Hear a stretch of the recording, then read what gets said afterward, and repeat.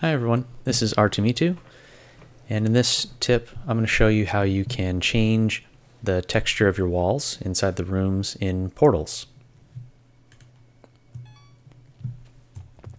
So when you get in your rooms, this is what you currently have access to. You also have options to change your window, like so. I'm going to keep it like a plain wall for now. And you can put things on there, but the trick that people are finding out is you can use images as a means to change the texture, to affect the atmosphere, mood, and just give you further customization as it is currently working. So I have two images already lined up to show you two options to explore. One's going to be for the wall, one's going to be for kind of changing your outside perspective. So we'll start with the wall first. I'm just going to move over here so I can get to this spot. I'm in edit mode, and what I'm going to do is click on my image and remove the frame first. So I'm going to right click, say remove frame, so I just have the image like that. And the way that I got this is by going to an image item and pasting in a URL. So the way you can get a URL is anywhere that something is posted. So I went to royalty-free sites like Pexels and Pixabay, found images I liked, and then just right-clicked them, opened them into a new tab, and then copied that URL and pasted it in here. So I have my brick wall, and I'd like to place it so it covers up all of that left wall. So what I'm going to do, just to have a slightly better view, is switch into the camera mode by hitting C, and then I'm going to hold Shift and move my mouse to kind of position so I can see a little bit better. If I need to zoom out a little bit, I'll use the W, A, S, and D keys. So S will start to zoom me out, and I'm just going to angle it with my mouse so I can get the vantage point that I want. And release Shift. Then I'm going to click on my item, and I'm going to size it up. And you can change the size using Q and E. So E will zoom it up. So go ahead and do that. And the trick is you want to get it bigger than needed for the top and the bottom. Otherwise, you'll see the edges or it just doesn't look quite smooth. So I try to get it to line up with the edge of the wall. That's kind of the flush angle that I want as opposed to the floor. But it's up to you. So go ahead and press that there. And that looks good. So I'm happy with that kind of layout.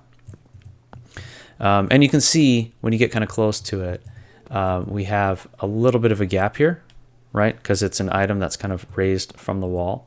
You still have the ability to place things on the wall. So if I go and find wall-mounted light, for instance, I still have that option to place it here.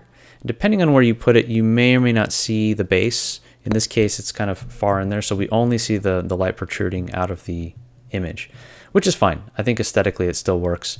Although if you're looking for that full base, you won't get that with an item on here as it currently is functioning.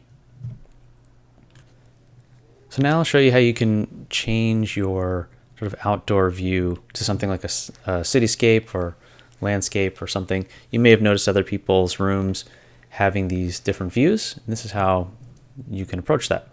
So if you want the lighting effect to come into the room, then you'll want to change your wall so that you can see light coming through. At the moment, I have just a solid wall, and that creates more of this indoor lighting effect. If I change the wall, this is kind of your standard half circle window that you likely see when you first come in. And I can also change it to this one, which uses kind of these floor to ceiling windows, which give you more full light coming through, including the shadows. So one thing I want you to notice is when you're looking at an image item, you can see in the shadows that the frame is creating shadow, but not the actual image. So what I'll do is after I've set the background like this, I'll go ahead and remove the frame. That way it's completely transparent, and it'll give the effect or the illusion like there's actually light coming from outside, which is much more realistic. So I'm going to change my camera angle. I'm going to go ahead and zoom out. I want to be able to see kind of this full view so I can line things up properly. I'll click on my image and then size it up using E.